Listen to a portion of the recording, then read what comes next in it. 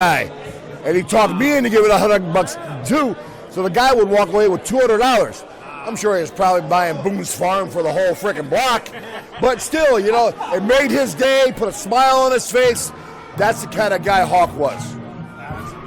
And I want to be respectful of your time. Lastly, we're here with all these indie wrestlers. They're doing a great job. What advice would you have coming from one of the all-time greats? Man, know your craft, know your lineage of the wrestling business. Too many people are getting into it today because you see a guy on TV doing it, and they don't know what the guys and girls did that paved the way for them to get here. Know that, and be respectful, man. Shake everybody's hand that comes in here that's a legend in the business. Thank you for a few minutes, ladies and gentlemen. One of the all-time greats.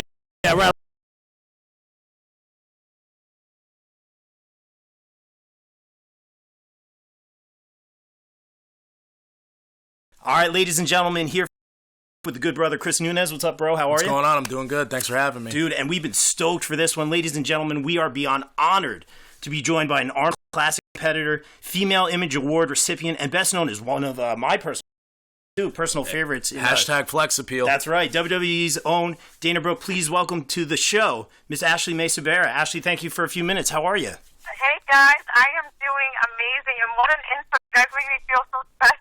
That's awesome. Yeah, no, we're on. We try our best. Yeah. That's what we try to do here. We're honored. Thank you.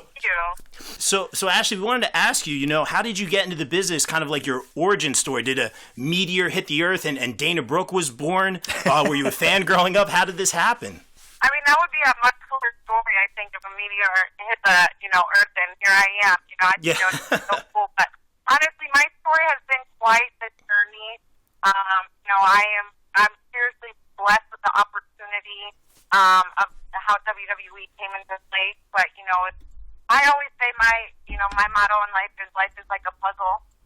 Every piece, some way, somehow, kind of fits together.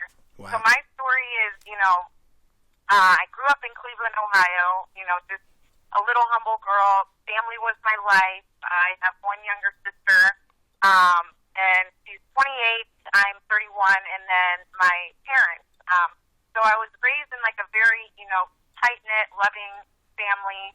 And I like to say, honestly, like roles were reversed, right? My sister was the tomboy, she was the one that was like super outgoing, all into sports, always wanting to like do adventures. And at that time, I was such a girly girl, like, hair, nails, makeup. Even when I was like 2 or 3 years old, walking around in my mom's heels, and I always wanted to get so close, like attached to my mom.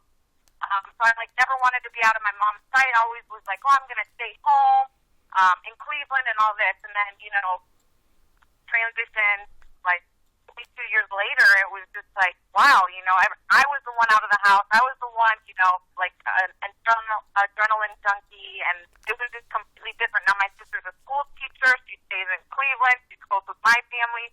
I'm the complete opposite. So it's crazy how like roles kind of had switched there. But I was a gymnast for 18 years, and gymnastics was my life. I mean, honestly, it was what I, woke up, and, as soon as my eyes woke up, it was like I went straight to the gym. Then I went, to school, but my parents had adjusted my school schedule so they could pull me out early to take me right back to the gym for strength and conditioning. Oh, wow. And then I would practice 4 to 5 hours a night, and that was every single night, Monday through Friday. And then on weekends were my gymnastics. And so growing up, it was like I never really knew anything else besides gymnastics, and hard work pays off, and I was always like a determined, person, and I always wanted to control my own destiny. But like anything, when you start at such a young age, you don't know anything else, you don't know anything else. Your body just, as I say, like, you just kind of go. Fear is not an issue when you're young, right? Like, yeah, exactly, yeah. So you step off things, you just don't have a fear. So I never, I just always knew, like, my goal was to be in the Olympics, and that's all I was training for. Oh, wow. Just kept going. That was my goal. That was my dream. And, cool. At the age of 12, I was in the Junior Olympics in Norfolk, Virginia, and I wasn't old enough to try out for the Olympic trials yet, but Dominic Luciano was my coach. Dominic DeVito, who is another person that is still huge in the gymnastics industry and trains a lot of the Olympians and stuff like that. So I was under like a very amazing, talented group of coaches. And so, you know, it was like they were pushing me, and that's, you know, my parents were like, oh, she's on the right path. And when I was in the Junior Olympics, I had cracked my nose on the bar, and my head snapped back, and I thought I was like paralyzed. Oh, and it was, my like, gosh. After that, it was like injury after injury after injury, and I had right ankle reconstructive surgery. And like anything, you know, when you're a kid, you want to keep going, and I was just such a stubborn child too. As far as when injuries happened, like it wouldn't stop me. You know, I would always try to push through, fight, do whatever I possibly could. Like I remember, I was in like hard cast, and I would be in gymnastics trying to do bar routines. You know, I was like, oh, this isn't Wow. gonna That's stop. a good thing, and my though. coaches were like, don't, like, stop. You know, stop training bars, because if you fall or you land wrong, you know, you're gonna set yourself back even more. But needless to say, injuries is kind of like what had stopped my gymnastics career, and I was crushed. Like, you know, when you're a kid, they ask you in school, what do you want to be when you grow older? People say firefighter, doctor, you know, whatever. It was, I wanted to be in the Olympics. Nice. And so I didn't think anything else. I thought that was my path, that was my dream, that was my goal. My parents were like, Ashley, you need to find something else. You know, it was like I wanted to go to college on a full ride gymnastics scholarship, and when I got to college, then I would figure out, you know, what I would go to school for. So when gymnastics stopped, my doctor was like, Ash, why don't you try diving? And at that time, I was like, what do you mean diving? Like, and they were like running off a diving board, doing flips, and flipping into the water. And I was like, they're like, a lot of gymnasts transition from gymnastics into diving because it's like lower impact on the body. And Okay, that makes sense. So I was just like, okay, I guess, like, I tried it, and I don't like to sound cocky or anything like that, but it came very easy to me, and I was... It happens. I went to, you know, states. I was state champ. So it just, and then I was like, you know, this is not my thing. I was like, you know, at that time, again, I was such a girl. I lived in Cleveland, Ohio. It was cold outside. I hated getting my hair wet. My makeup would come off. Mascara would be running down my face. This isn't my thing. Mm-hmm. So I stopped that, and then I was so lost. I went in, you know, my parents were like, Ash, you have to go to college. And again, my parents are my number one support, you know, and everything that I look back and I'm like, wow, you really just had my best interest in everything, you know, and I know I was probably super stubborn, but if it wasn't for them, like, I don't know, you know, what my path or my journey would be. And so needless to say, I was like, all right, here's a college, all right, what school to go to school for? I was like, all right, fashion merchandising and design, you know, a girl, and so went to school for fashion merchandising design and business and marketing with a bachelor's in science. And so it was like all that business stuff. I worked 9 to 5s, and I was just like, okay, I don't like to be controlled under like a corporation. I want to be the boss. I want to control my own destiny. I was like, There you this go. 9 to 5 stuff just is not for me. And I kept looking at the clock, like, okay, when is it time to like get out of work? And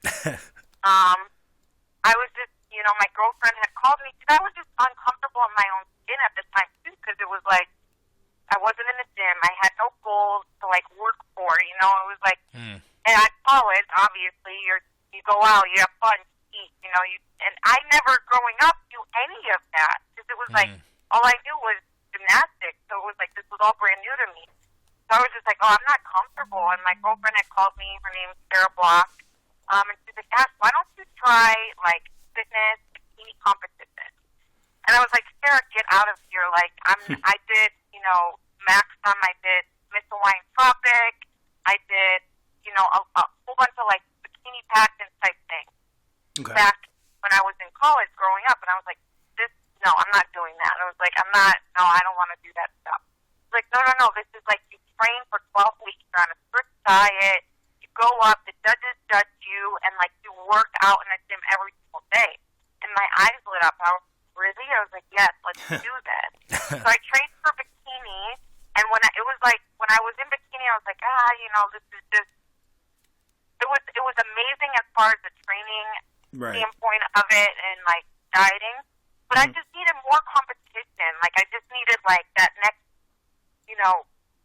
step, I guess. And I saw this fitness division with it. So it goes between figure fitness and women's bodybuilding. And fitness has, like, a 2-minute strength, fitness, gymnastics routine. So it's, like, has crazy push-ups, jumps, flips, tumbling. So it's all based on, like, your routine and your endurance, as well as the physique round, which means that you get on stage and, you see your physique round and how hard you train and stuff like that. So it was like everything. It's like you can't just pick the prettiest face and the cleanest physique. Now you have to, like, go based on, like, talent and judge on, like, your routine and your performance.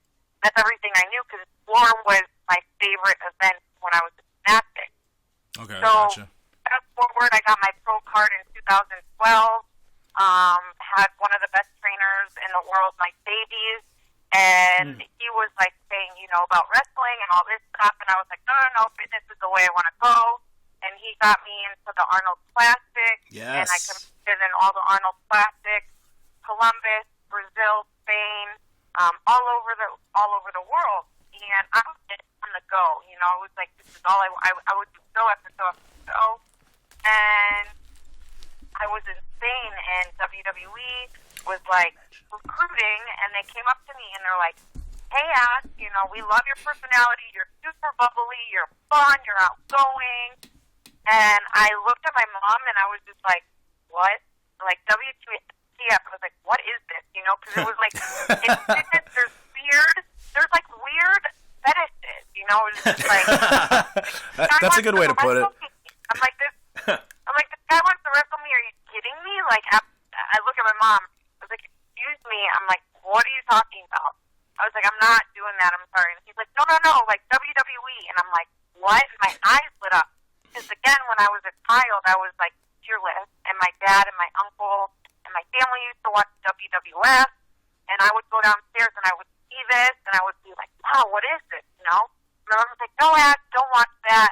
And then every Sunday morning, me and my dad would, jump off the bed. He would catch me, slam me on the bed. And, like, I would do it like my stuffed animals. And it was just like, it was like wrestling every Sunday. And I was like, this is crazy how, the world comes in full circle. And I was like, all right, something, I'll give it a try. Like, I love it. I needed that next step and that platform that WWE has.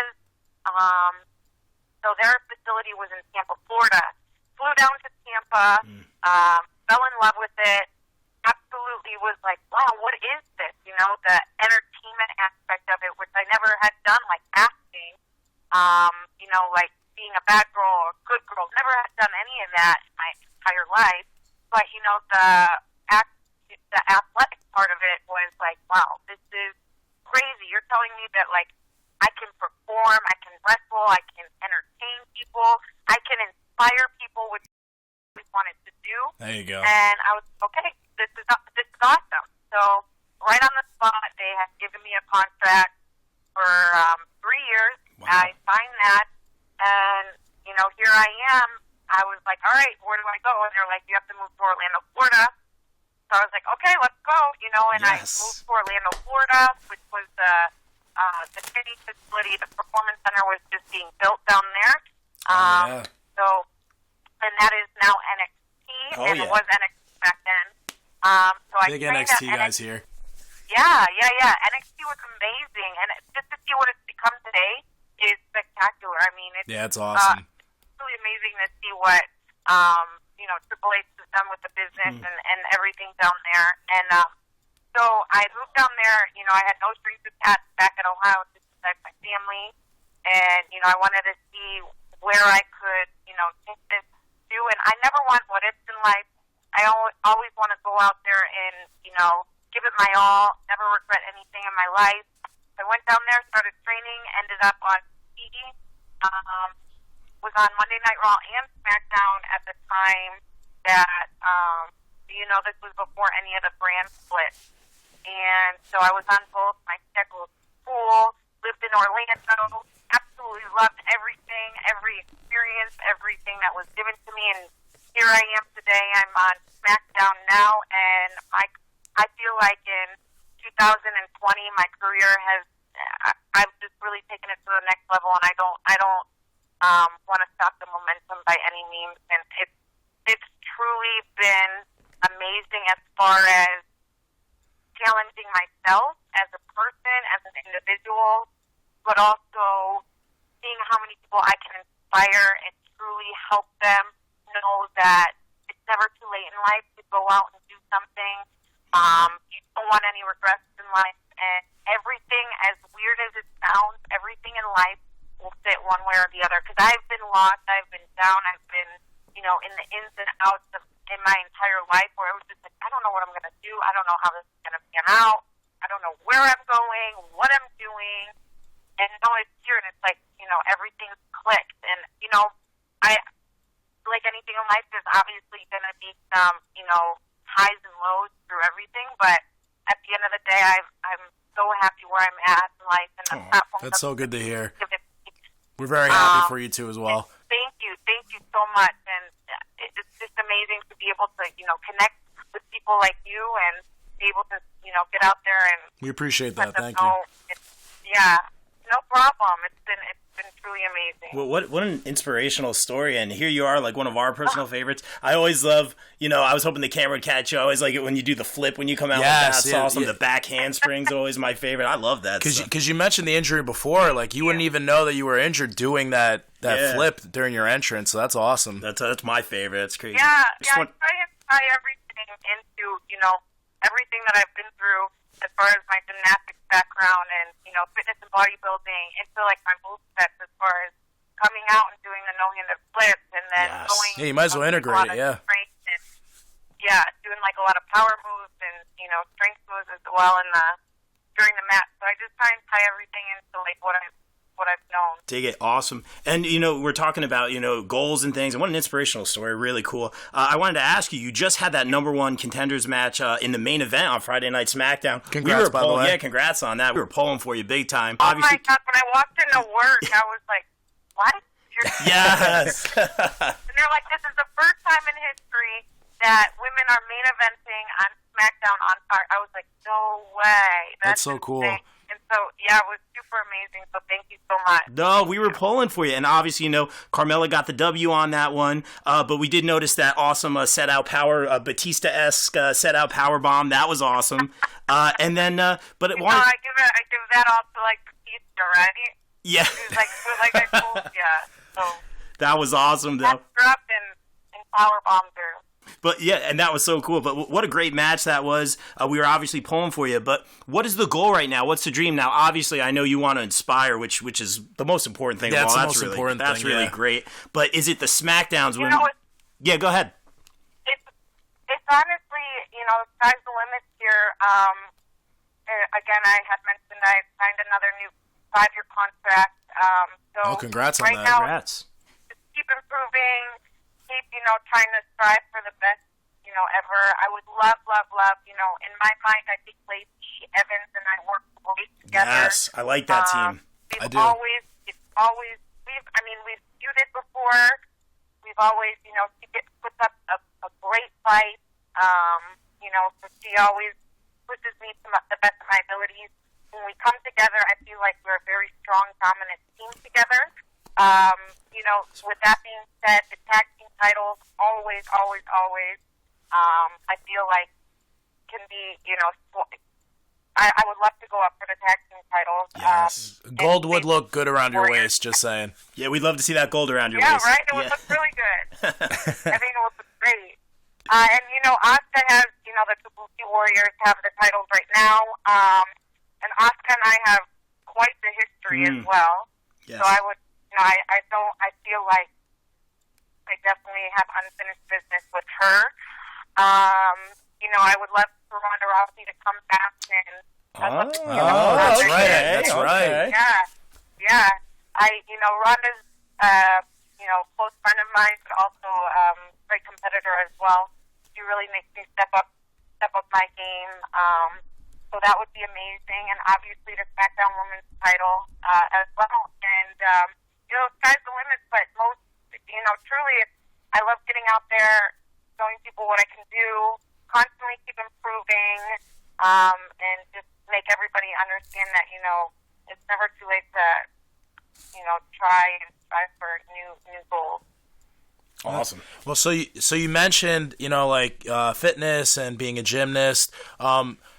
Doing that and then going to wrestling and NXT, was it a hard transition to go back to that lifestyle, or the Arnold Classic? Yeah. How did the training change? Yeah, how did the training change? Was it any different? It's completely challenging, but I love a challenge. And in my mind, I always wanted to do something that no one else has ever done, and that was wrestle and also compete. Oh, and wow, that's right. I Yeah. knew it was going to be completely different as far as training and as far as being able to dedicate my time 100% into the fitness and bodybuilding shows at the Arnold Classic. But I just wanted to go out there and show the fitness industry and, the bodybuilding industry that this is a way to break into wrestling, and this is a great transition to get into WWE as well, because that's where they have found me. That's where, NXT was at the Arnold Classic in Columbus, and we were running and doing matches and performing, and literally I got off stage, competed at the Arnold, and the next day I was wrestling at the Expo. And, it was just amazing to have Triple H backstage. I'll never forget. He was at prejudging, and he ran from the WWE NXT little Expo convention and came backstage just to give me a hug, just to wish me good luck. Aww. And that was amazing because he's huge into fitness and bodybuilding too. So being able to represent WWE on the fitness stage was it was a very memorable moment. But as far as training goes, it's completely different. Because wrestling, you can't be as lean as you are on the stage, and when you're on stage, it's a 24-hour work. Yeah. Diet down, you pull your water out, and you manipulate your body all for that 24 hours, and that's it, and that's all. No energy, absolutely. You're tired. Your adrenaline, you're in an adrenaline dump, and you can't wrestle like that. You have to be on your A game when you're in the ring performing, and your mind has to be crisp and sharp.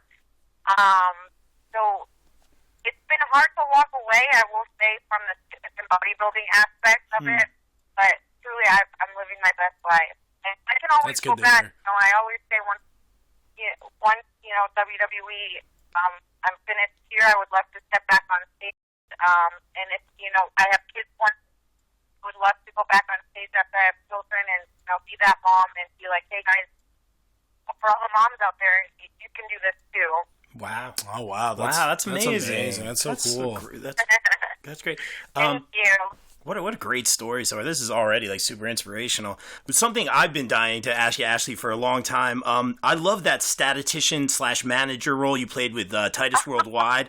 That was great, but you were also kind of that in-ring competitor at the same time. I always kind of pictured you like that Clark Kent, Kara Danvers, pulls off the glasses, Superman, Supergirl kind of thing, transition. Right. Yeah, I always kind of loved that about your character. I just thought that showed another layer. Super hot, right? Yeah. The funny thing is one time I did try to wrap my hair up with one of those pens, and I was going to pull the pen out, take my glasses, and yes, whatever. That would have been was amazing. A really fun, character that I did get to play with in WWE, and it showed range, I guess I could say, because at the time when they had positioned me for that character, I was like, oh gosh, this is different. This is a different side of me.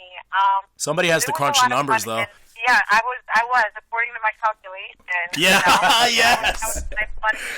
Yes. According to my calculations and, crunching the numbers and, working under Titus. Titus, I always say, it was one thing to be next to him in the ring, but also then in the community work as well outside of the ring. Yeah. Being in that role with Titus, he is super well known in community work and charity work. So being able to be with him, doing things and seeing how he does things, really taught me a lot. So it was a lot of fun in and out of the ring because we would always go together as pairs. Apollo, me, and Titus. Oh, that's right. And it was a lot of fun. And being ringside, which is super crazy, and I don't do this with a lot of people either. You learn so much being on the apron and seeing and like learning, and it's like you see something, you're like, well, no, go for a pin. In my mind, if I was in there, I would go for a pin, and then I come back and I'm like, hey, why didn't you do this? Or I would have done this, and then the psychology behind it really, you learn a lot being right there and being able to like look and watch super closely. Wow. Yeah, that was really fun. And I wanted to ask you a little bit, one of my favorite things about WWE, obviously the charity work that you do. So tell us about Don't Be a Bully, Be a Star, and are you involved in any other nonprofits as well, or? Yes. The charity work that I do, I hold very hard. I have a soft spot for children. Oh. I love giving back to the communities. That Don't Be a Bully, Be a Star. Everyone in life, I feel like some way, somehow may have been bullied or have been a bully. Yes. As far as social media goes, I still, on a daily, get comments, direct messages, tweets, whatever it may be, that some people might take a different way and really might affect them. And it all stems from the younger generation. And all I always say is, kids are the future. Kids are, the next up-and-coming generation. And if we can inspire them and have them change the world, the world will be a much better place. Also, I do a lot of work with UNICEF. And UNICEF has recently partnered up with WWE as well. I went to their first event back in New York City of last year. It was football, red carpet, really, really amazing dinner. Wow. And they had done a presentation, and it really touched me because it's in these countries that we take everything I'll talk for myself, but the littlest things I take for granted. Yeah. The littlest things. Yeah. And being able to see people struggle and just, for example, girls that are going through puberty and changing don't have, the feminine products they need over there, so they miss weeks of school. Or, and that just, I could never imagine going through things like that. So being able to see that and give back and just do small donations here and there and going to the schools within America, we do these UNICEF events. And those children that we go to the schools are raising money to help other children. So I think in their mind is, they're seeing what they can do to help other children in need. And that makes my heart warm, and, seeing those kids knowing that they're doing a good cause, and they get super excited as well, too. And we dance. We do this little activity where we dance and we, get everyone involved, and then we sit there and we talk about why, they can donate money, so planting trees in other countries, or the reasoning of why they want to donate money for doctor visits for children. The answers are like answers that I would never even think of, but it's so genuine and so pure, and that's, I love hearing them and seeing and hearing the reasons why they want to do such things like that. And then another organization that I love to do and help with is, Special Olympics and, Wow. special needs children. As I said, there's a school teacher. So doing things with special needs children, we think we have it hard some days we wake up and we're sore, we're tired, we're cranky, and you have to think of those children that just, they see nothing wrong. They wake up and they're the happiest kids on earth. It's really amazing. And then hospital visits. WWE, we do a lot of events at hospitals, and I like to do them as well as on my own time too. Going in there and making someone's day, it's the easiest thing. And before, they look at us like we're larger than life characters, like we're superheroes, and they're in the hospital struggling, and as I mentioned, they're sick and in need, and sometimes we wake up and take the littlest things for granted. So WWE has an amazing, amazing outreach program with so many other things that they're involved in, as far as Susan G. Coleman, we go and do Tribute with the Troops every single year. We dedicate a show, and we go to, the bases and perform, and they, seeing their eyes light up too as grown adults, and they give us the insights, and we go to the shooting ranges. They'll take us in a helicopter ride. Moments and things that I'll never forget. Wow, that's super inspiring. Round of applause, right? Really there. That is just amazing. All the good things that you do. And I wanted to ask you. We talked to a lot of these indie guys who are trying to make a name for themselves, trying to get to that next level. Coming from one of the best in the world right now, what advice would you have for them? Never give up. WWE is always constantly evolving. We have brands in the UK. We have NXT here. We have women. The Make Plastic, which is an all-women competition and tournament. So it's always room for opportunity. And, people always say, it is crazy because I was blessed with opportunity that fell into my lap. People always have been training super, super long for this. It's been their life. They've been knocking on WWE door, hearing people's stories that are in the business now, currently hired. They've tried out 4, 5, 6 times and got decline. But they've never given up, and they've landed great contracts. They've always kept striving, and there's so many different roles. As far as you try and you go in and you want to be a wrestler, right? Some they come in the business and they end up as ring announcers or referees. Which is within the company it's the best company in the world to work for. I hands down say that. Absolutely. So where can we find you on social media? Social media, I am on Twitter, I am on Instagram. On Twitter is Dana Brooks, WWE. On Instagram, it's Asta Sabera _Dana Brooks. I'm super active on both platforms. I do not have a Facebook. I try and engage with my fans as much as I can on Twitter and on Instagram. So you can find me on those platforms. Also, I do a lot of meet and greets and appearances with WrestleMania coming up in Tampa, Florida, April 5th. We do a lot of access events, which we have signings, we have meet and greets, we do, fan access tours. So make sure you guys check online for that and see where I'm out and about there as well. So it's, I always try and meet new people, inspire new people, and change lives. Absolutely. I feel inspired right now. What a fantastic... I really do, yeah. Yeah, fantastic interview. Ashley, thank you. I would love to meet you guys. It's happening. Yeah, it's... Do you guys know that WrestleMania is coming to LA and Hollywood next year? Yeah, we just saw. That's amazing. That's going to be a good one. And you know what? I think 2020, by the time that comes around, or maybe even sooner, we're going to see some gold around that waist. I think we will. That's the goal, right? That's awesome. Thank you. No, Ashley, thank you so much. An absolute honor to talk to one of our personal favorites, but not just a champion upcoming in the ring, but outside of the ring as well. Just what an inspirational interview. Keep doing what you're doing, and best of luck in your future. Thank you so much for everything you do. Thank you guys so much. It was my pleasure, and you guys have an amazing week. You too. Appreciate it. Thank you so much. An honor.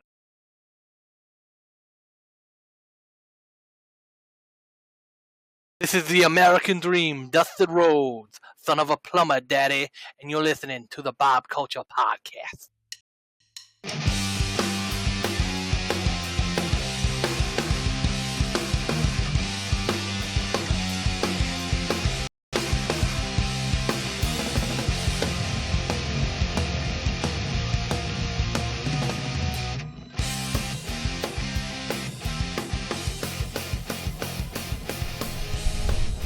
All right, ladies and gentlemen, back here on the Bob Culture Podcast, and it's an absolute privilege to be talking with first ballot WWE Hall of Famer, AEW Senior Advisor and Lead Commentator, one of the best storytellers of all time. Please welcome good old JR. Welcome, Mr. Jim Ross. How are you? Thank you. Good. Thanks for having me on. Thank you. Appreciate that. We have to ask the question on everyone's mind. What is the secret to good barbecue, man? Low and slow. Low and slow? Smoke it. You don't grill it. You smoke it over indirect heat, around 200 degrees. for as long as you can, 10, 12 hours. Yep. And you got a better shot at getting it done. You can't speed it up. You can't cook it hotter. Low and slow.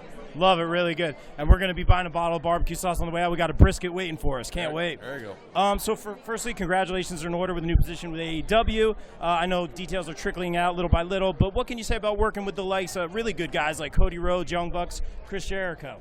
I'm hoping to learn something from these young guys. Oh, and yeah? And I'm hoping that I can maybe teach them a few things as well. Bottom line, it's going to be a very team effort. I like their enthusiasm. I like their fresh ideas. So it should be a fun run for all of us.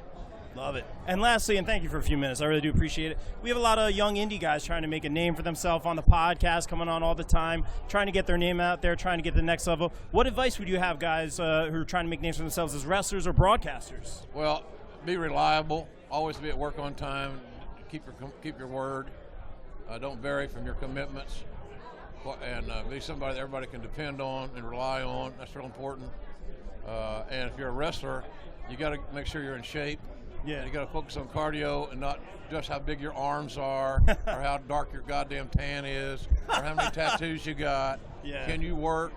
Can you work them, Matt? Can you give me 30 minutes of entertaining athletic competition? And somebody said, well, nobody ever asked me to do that. If they do someday, can you do it? Yeah. That's always the question. So that's kind of how I see that deal. Focus on your game and on the fundamentals and be reliable. Make sure that you're never an issue. I always say this to talent. Don't give anybody a reason to not want to do business with you. Yeah. Simple deal. Just don't do that, and you got a good chance of making it in this wacky business.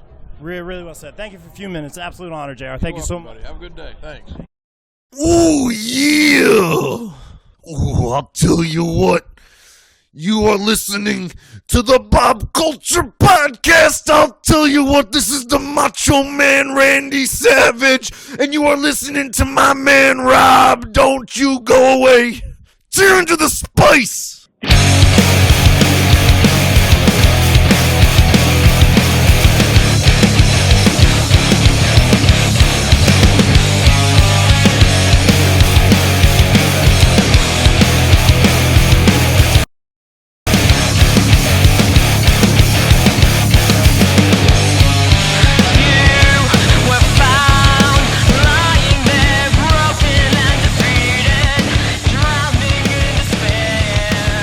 All right, ladies and gentlemen, honored right now to be standing here with number 6 out of 10 on Sports Illustrated's top women wrestlers of 2019. Former number 1. What's that? Number 6? Out of 10, yeah. What do I do? Oh, out of 10. Oh. Yes, I got you. And of course, yeah.